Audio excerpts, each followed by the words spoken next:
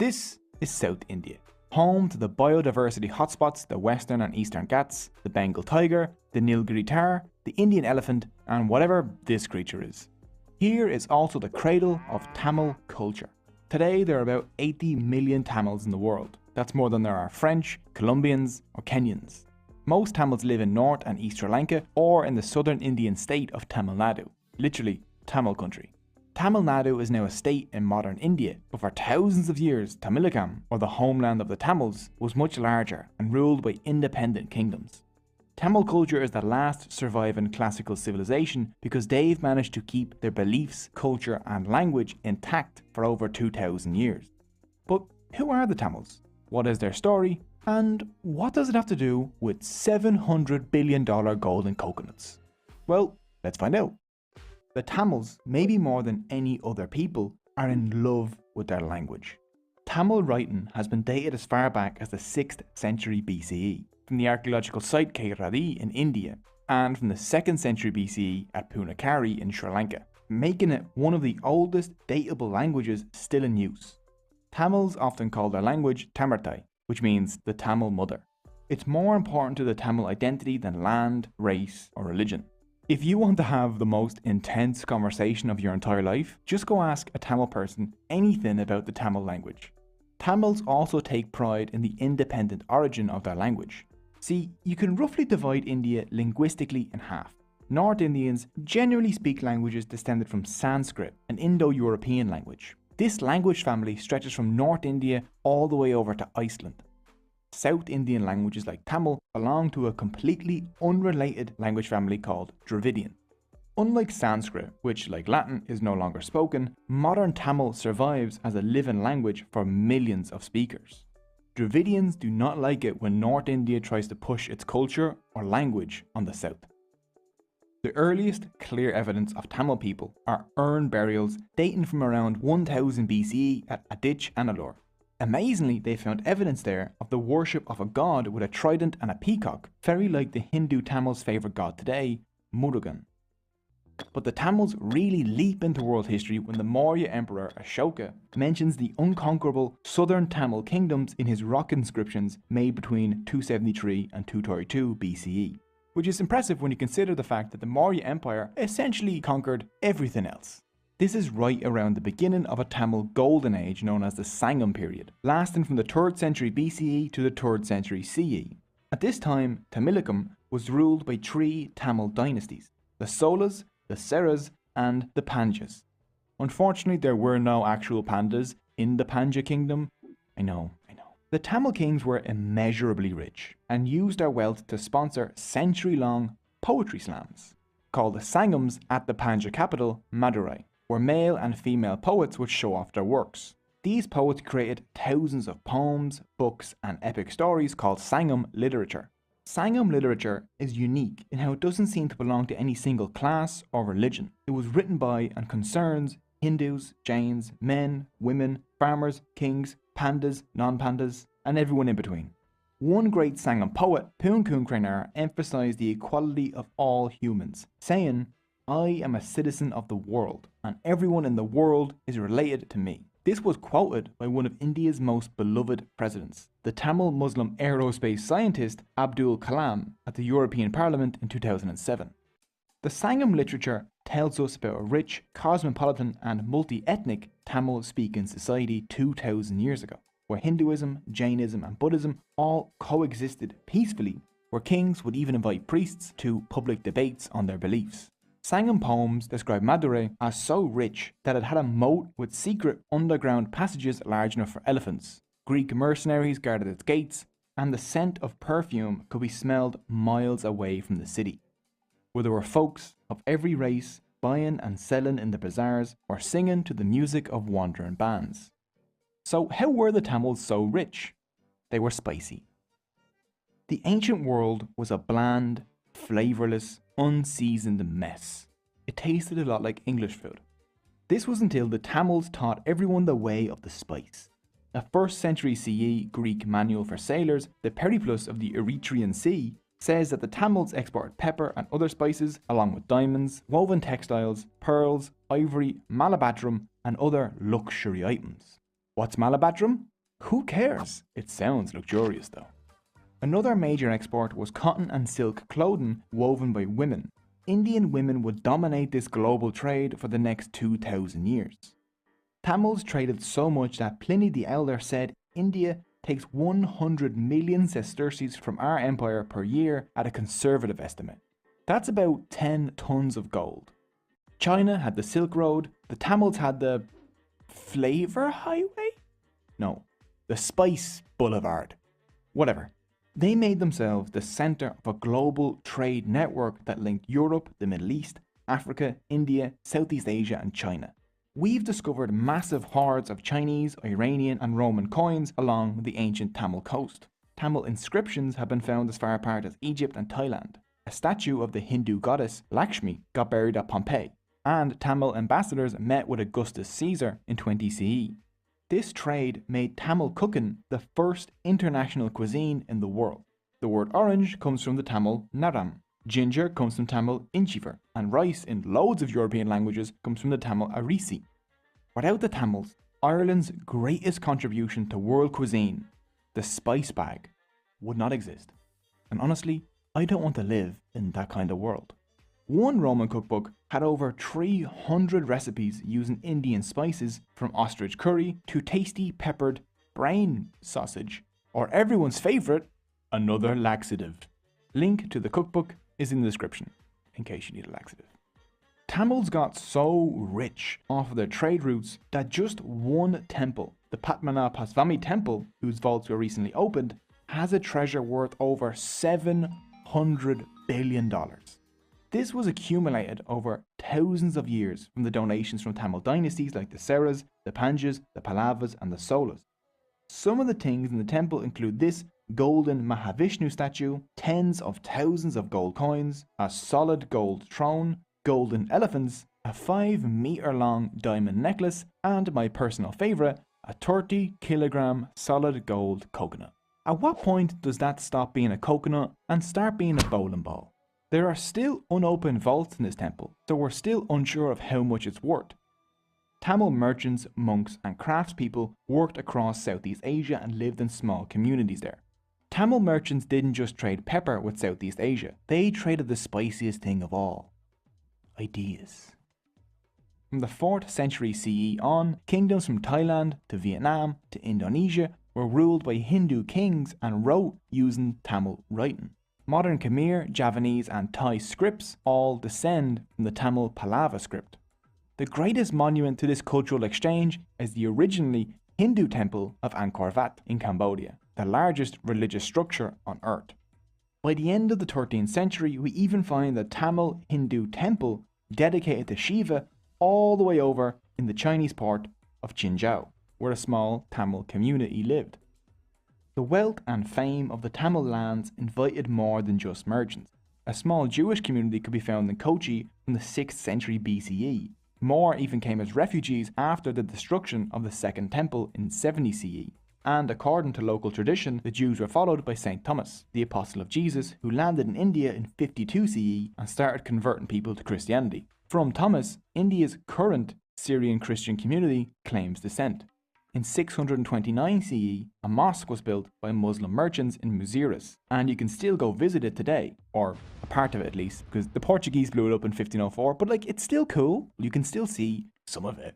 Okay, so we're going to do a little time jump here. Let's see. Invaded by Buddhist warrior tribes, Jainism and Buddhism take over for a bit, rise of the Pallava dynasty, Hindu revival. Here it is. After the Sangam period, the next great Tamil golden age happened under the Sola dynasty, between the 9th and 13th centuries. Their greatest king, Raja Sola, rose to the throne in 985 CE. He and his son quickly turned his modest kingdom into an empire that conquered most of South India, Sri Lanka, and the Maldives. The Sola used their massive navy, the largest in Asia at the time, to control the trade routes between Southeast Asia and China. When the Srivijaya Empire threatened to block Sola access to the Straits of Malacca, the Solas launched massive naval attacks across Indonesia and Malaysia and even kidnapped the Srivijaya king. And no one ever messed with their trade routes ever again. Along with an army containing 60,000 war elephants, the Sola king's personal guard included the Padimuglir, or women bodyguards trained in Tamil martial arts and weapons. There are also mentions of women working as advisors and ambassadors, and using their own money to make large donations to temples. Rajaraja Chola poured his enormous wealth into building massive temples in a style called Dravidian architecture, the most well known of these being the Rajaraja Jeswara temple in Tanjavur. This 66-meter tall, soaring monument to Rajaraja was one of the tallest buildings in the world at the time. Other than Rajaraja temple, other Chola/Dravidian architecture is also breathtaking, like the Iyarateswara temple, the Kankikonta Solapuram temple, and the Champakaresuvara temple. Chola temples also acted as banks. These temples received massive donations from the royals, and then they offered loans from those donations to farmers, villages, and merchants. Chola temples became this weird vehicle for redistributing wealth and reinvesting it in arts and local communities, making everyone richer. It's no wonder why when Marco Polo came here in 1273, he called the Chola lands the richest province on earth. Chola power declined in the 12th and 13th centuries. Buddhism and Islam replaced Hinduism in Southeast Asia, and Tamil lands in Kerala drifted away and developed their own language and culture, which resulted in the modern Malayalam language. Okay, so we're going to need to do another time jump. You have Muslim invasions from the north, rise of the Vijayanakarap, who built the world's second largest city, arrival of the Portuguese, destruction of the Vijayanakarap by Muslim armies, Tamil lands fracture into small states, and here it is. No, it can't be. Not you again. Tally ho, 'tis a smashing civilization you've got there. 'Twould be a shame if someone were to plunder it. Tamilakam was split into small, competing states in the 17th century, which made it easier for the newly arriving European powers to invade. By the end of the 18th century, most of South India was under British rule. The Tamils resisted the British invasion. One example is that of the Queen of Shivaganga, Velu Nachiyar. To protect her kingdom from invasion, she built an army to resist the British imperialists. This army included a regiment of women soldiers. One of them, Kulili, volunteered to destroy a vital British ammunition depot that was located inside a temple. Kulili and her fellow warriors easily entered the temple as worshippers because the British thought women were harmless. Unable to sneak weapons in, they poured oil over Kulili, who then set herself on fire and leapt into the ammunition depot, blowing it up and securing victory for her queen in the following battles, becoming the first woman martyr in India's long battle for freedom. Despite acts like this, by 1858, the British Crown had seized control of all of India. Famine quickly swept South India between 1876 and 1878, killing 8 million people. With the area devastated by famine, the British could dismantle the over 2,000-year-old Tamil textile industry. As British textile manufacturers couldn't compete with Tamil textiles, so they destroyed all the Indian looms. Then they pushed Tamils out of work as craftspeople and onto tea, sugar, coffee, and opium plantations in India, or sent them off across their empire as indentured servants. John Sullivan, a colonial official in southern India, said, under their own dynasties, all the revenue that was collected in the country was spent in the country. Our system acts very much like a sponge, drawing up all the good things from the banks of the Ganges and squeezing them out on the banks of the Thames. India would eventually win its independence from Britain in 1947. In the first 2 decades of Indian independence, language became a battlefield in India. In 1950, Hindi, the most spoken language in India, was selected as the sole official language of the country, with 1965 picked as the year the changeover from English would happen. Speakers of the Dravidian languages in the south didn't like Hindi because it was Sanskrit based, which they considered more alien than English. As 1965 approached, thousands of Tamil student protesters shouted, "Hindi never, English ever," in the streets of Chennai. 4 students set themselves on fire as a symbol of non-violent protest. Dravidian political parties made it clear that if Hindi became the official language of India, then Tamil Nadu would secede from India. The protesters won. The Official Languages Act Amendment of 1967 ensured the continued use of English alongside Hindi as the official language of India up until today. Even now in India, Tamil Nadu is famous for its independent streak, love of its culture and language, and for acting as the champion of Dravidian politics against the North. But Tamils don't only live in Tamil Nadu. Just a few kilometers away from there is the island nation known today as Sri Lanka, where Tamils make up 15% of the population. Sri Lanka is home to several ethnic groups. The mostly Buddhist Sinhalese are the majority, and the mostly Hindu Tamils are the second largest group. Both groups have been on the island for over 2,000 years. This island was known as Ceylon when it suffered 3 centuries of colonialism under Portugal, the Netherlands, and then the British Empire took over in 1796. When the British arrived, they were like, how can I make everything worse? Oh, let's introduce inter-ethnic conflict. In the 19th and early 20th centuries, to spur hatred, the British chose Tamils for higher positions than the Sinhalese in the government. Then in the Sri Lankan highlands, Sinhalese lands were seized by the British and enslaved Tamils from India were settled there as plantation workers. These are Indian Tamils, distinct from the Sri Lankan Tamils who have lived in Sri Lanka for much, much longer. Sri Lankan Tamils live in the north and east, Indian Tamils live in the central highlands, and the Sinhalese live essentially everywhere else. When the British got kicked out of Ceylon, now Sri Lanka, in 1948, the majority Sinhalese took control of the island. Sinhalese nationalism exploded, and soon anti-Tamil massacres swept the island in 1956, 1958, and 1977. Which led to the formation of a guerrilla fighting group known as the Liberation Tigers of Tamil Eelam, better known as the Tamil Tigers. On the 31st of May 1981, the Sri Lankan police burned the Jaffna Public Library to the ground, home to 97,000 books and containing irreplaceable artifacts of Tamil history. Seeing the fire, one Tamil refugee said, "It was as if my entire biography, my history and the history of the Tamils had been destroyed, wiped from the face of the earth as if we did not exist." On July 23, 1983, the Tamil Tigers ambushed and killed 15 Sri Lankan soldiers, causing another anti-Tamil massacre to sweep the country in an event known as Black July. The Sri Lankan Civil War had begun.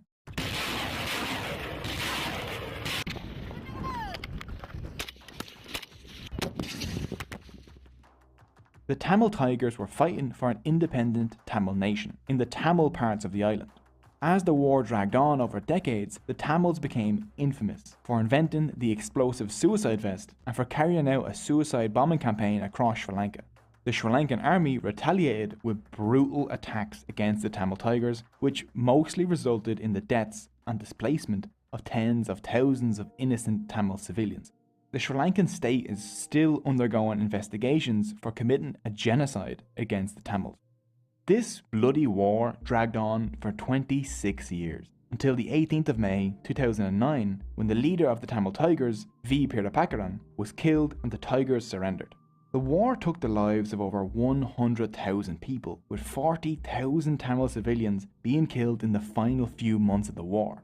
These are rough estimates because a proper investigation hasn't been done. The war caused a mass exodus of Sri Lankan Tamil refugees to India, Australia, Europe and North America. Today around 8 million Tamils live outside of India and Sri Lanka. From the 19th century onwards, they went as indentured labourers across the British Empire, especially to Malaysia, Singapore, South Africa, Fiji, Mauritius and the Caribbean, where many have kept their Tamil identities. Tamil is actually an official language in Singapore and Malaysia. Well, I think now it's time to take a look at Tamil culture. Religion. Today about 88% of the Tamil population of Tamil Nadu are Hindus, 6% are Christians, 5.8% are Muslims, and Jains, Buddhists and Sikhs make up the rest. The most important Tamil festival is Thai Pongal, a harvest festival dedicated to the Hindu sun god Surya that usually occurs on the 14th of January. This festival is celebrated by all Tamils regardless of religion though. Pongal means to boil or overflow and refers to the traditional dish of new harvest rice boiled in milk with raw sugar. Pongal celebrations include decorating cows, ritual bathing, parades, prayers, dances, creating art, and getting together with friends and family and exchanging gifts.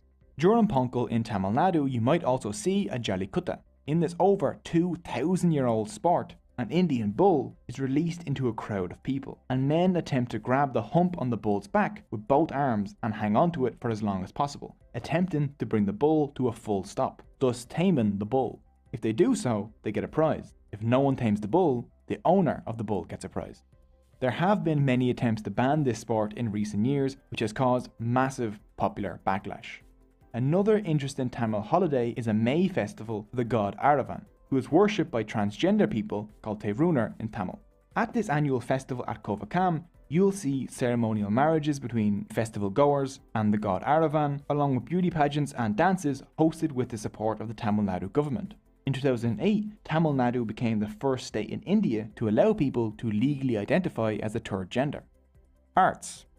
Tanjavur paintings and solar bronzes are some of the Tamil's greatest contributions to world art. But one of the more humble yet distinct features of Tamil art is the kolam, which decorates the front of almost every Tamil home. These are geometrical and floral designs made of rice flour. Each day the kolam is crafted by women and then erased the next morning to make room for a new one. Today in Tamil Nadu, huts to 5-star hotels will all have a kolam. One of the most treasured pieces of Tamil literature is the Tirukkural by Tiruvulluvar, which has its origins in the Sangam period but was finalised a few centuries after. This is a masterpiece in ethics and living well. The Tirukkural is made up of 3 books of wise sayings on virtue, wealth and love, all delivered in quick 2-line poems. For example, the greatest virtue of all is non-killing. Truthfulness cometh only next. It also just stops midway and talks about how to build good forts, and I'm always down for some fort talk. Charity and kindness are also key aspects, and it emphasises non-violence and vegetarianism. Avoidance of killing and eating the meat of even one animal is more meritorious than 1,000 sacrifices. The Tirukkural is vital to Tamil culture. It pops up in songs, films and books. Every bus in Tamil Nadu is legally obligated to have a verse from the Tirukkural on it. One of the Tamil's most famous dances is Bharatanatyam. This dance tells a story through complicated mudras or hand gestures, facial expressions and body posture. It also just looks incredible.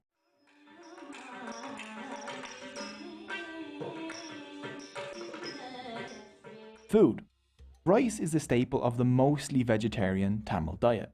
Bananas and plantains, jackfruit, coconut, lentils, tamarind and mango are also commonly used ingredients, along with a huge amount of spices. Traditionally, a Tamil meal is eaten off of a banana leaf.